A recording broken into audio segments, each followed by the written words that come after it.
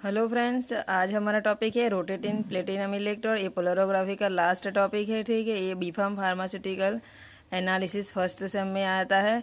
Polarography के बाकी सारे टॉपिक कवर कर लिए हैं, तो आपको प्लेलिस्ट में मिल जाएंगे। लिंक मैं आपको इस वीडियो के डिस्क्रिप्शन में दे दूंगी, और नोट्स जो वीडियो की रहेगी वो वीडियो के अंत में इसके साथ ही वीडियो के साथ ही अटैच रहेगी, तो आप वीडियो अंत तक जरूर देखें। तो चलिए शुरू करते हैं रोटेटिंग प्लेटिनम इलेक्ट्रोड। तो रोटेटिंग प्लेटिनम इलेक्ट्रोड जो है वो कभी कभी ऐसी सिचुएशन आती है कि जहाँ पे हाई पोटेंशियल रहता है और वहाँ पे हम डीएम यूज़ नहीं कर सकते, बिकॉज मर्क्यूरी का ऑक्सीडेशन हो जाता है, तो वहाँ हम प्लेटिनम इलेक्ट्रोड यूज़ करते हैं। ठीक है, तो प्लेटिनम इलेक्ट्रोड जो है वो ज़्यादा यूज़फुल है डीएमई के कंपैरिजन में, जहाँ पे हाई पोटेंशियल रहता है।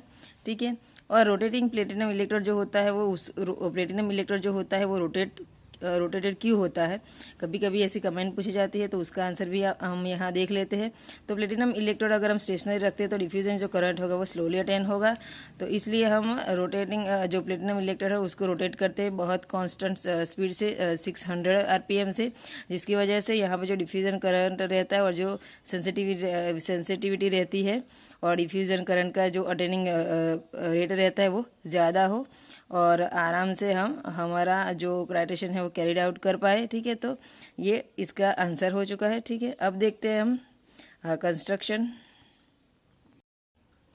तो कंस्ट्रक्शन में पहले ये आएगा कि जो इलेक्ट्रोड है वो मर्क्यूरी सील से कंस्ट्रक्टेड रहता है। ठीक है, तो मैं यहाँ पे आपको फिगर में दिखाती हूँ। ठीक है, ये हमारा फिगर है। तो यहाँ पे आप देख सकते हो कि जो ये रोटेटिंग प्लेटिनम इलेक्ट्रोड है वो मर्क्यूरी सील से करने उसका कंस्ट्रक्शन किया हुआ होता है। ठीक है, उसके बाद क्या है पॉइंट हमारा कि यहाँ पे एक प्लेटिनम वायर रहता है जिसका 5 mm का यहाँ पे हमारे पास एक प्लेटिनम वायर रहता है, जिसकी लेंथ है जो कितना लंबा है 5 to 6 mm, और उसका जो डायामीटर है वो 0 to 5 mm रहता है। ठीक है, और यहाँ से यहाँ की जो लेंथ है वो 21 सेंटीमीटर रहती है। ठीक है, और ये मर्क्यूरी सील वाला जो पोर्शन है वो 5 सेंटीमीटर का रहता है। ठीक है, इसमें कॉपर वायर भी अटैच रहता है।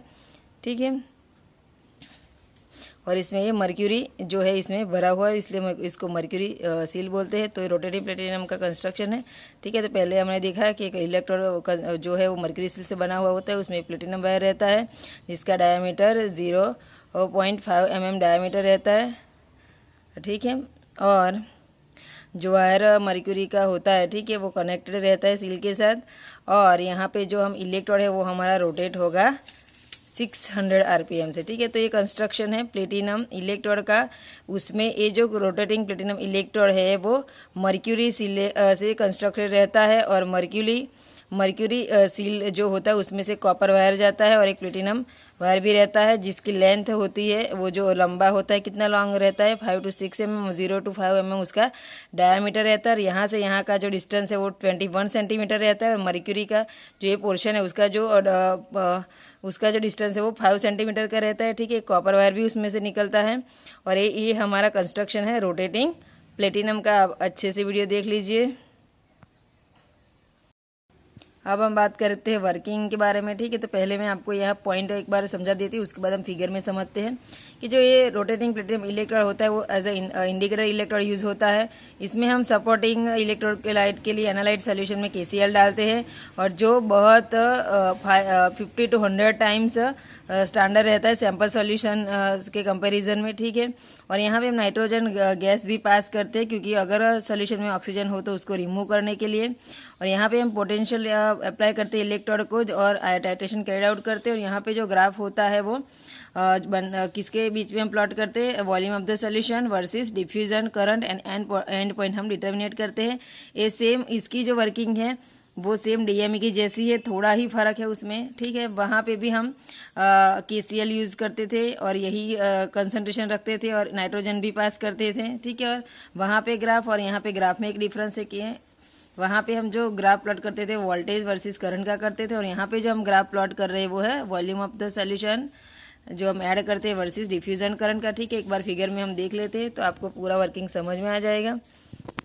ठीक है, तो ये यहाँ पे आप देख सकते हो कि रोटेटिंग प्लेटिनम इलेक्ट्रोड का ये वर्किंग कंस्ट्रक्शन मीन्स के उसका फिगर है। तो यहाँ पे आप देख सकते हो ये हमारा रोटेटिंग प्लेटिनम इलेक्ट्रोड है, जहाँ पे ऊपर पे उसके पोर्शन में मोटर रहता है और यहाँ पे ग्लास ट्यूब अटैच रहती है, जो डीप उसके अंत में का प्लेटिनम का वायर रहता है और ये डीप होता है इलेक्ट्रोलाइट मीन्स के एनालाइट सॉल्यूशन में। और एनालाइट सॉल्यूशन कंटेनिंग होता है इलेक्ट्रोलाइट सॉल्यूशन, जिसमें हम लेते हैं KCl, ठीक है। और हमारा जो ये इलेक्ट्रोड होता है वो रोटेट होता है 600 RPM से, ठीक है। इसके बाद सॉल्यूशन में दूसरा क्या अटैच रहता है, स्टैंडर्ड कैलामाइन इलेक्ट्रोड भी अटैच रहता है, ठीक है। और यहाँ पे नाइट्रोजन हम गैस ऐड करते हैं, क्योंकि अगर कोई ऑक्सीजन प्रेजेंट हो सॉल्यूशन में तो उसको रिमूव करने के लिए हम नाइट्रोजन गैस का ऐड करते हैं। और वहाँ से यहाँ से भी वो उसका आउटलेट है और यहाँ से इसका इनलेट है, ठीक है। तो और ये जो सिस्टम है वो सीधा कनेक्ट रहती है वोल्टामीटर और पावर सप्लाई से, और यहाँ पे करंट रिकॉर्ड होता है। और करंट रिकॉर्ड होने के बाद हम ग्राफ प्लॉट करते हैं, और हमारा जो ग्राफ प्लॉट करते हैं वो ग्राफ किसके वर्सेस होता है, जो सॉल्यूशन हम डालते हैं उसका वॉल्यूम वर्सेस डिफ्यूजन करंट का, और उसके बाद हम एंड पॉइंट डिटर्मिनेट करते हैं, ठीक है। तो एक और बार मैं आपको समझा देती हूँ फिगर कि रोटेटिंग प्लेटिनम इलेक्ट्रोड जो कैसे वर्क करता है। तो आप यहाँ फिगर में देख सकते हो कि ये जो इलेक्ट्रोड है उसके ऊपर के पोर्शन में मोटर रहती है, और उसके साथ नीचे जो है वो ग्लास ट्यूब अटैच रहती है, और लास्ट में यहाँ पे प्लेटिनम वायर रहता है। और ये पूरा जो इलेक्ट्रोड है वो डीप रहता है एनालाइट सॉल्यूशन में, और ये एनालाइट जो सॉल्यूशन है वो इलेक्ट्रोलाइट मीन्स के KCl से उसका कनेक्शन रहता है। मीन्स ये हमारे पास जो ये पोर्शन है उसमें एनालाइट प्लस इलेक्ट्रोलाइट रहता है, ठीक है। और ये इलेक्ट्रोड जो है वो रोटेट करता है 600 RPM स्पीड से, कांस्टेंट रिपीट वो रोटेट होता है, ठीक है। यहाँ पे हमको रोटेशन की जो स्पीड है वो कांस्टेंट रखनी है, ठीक है।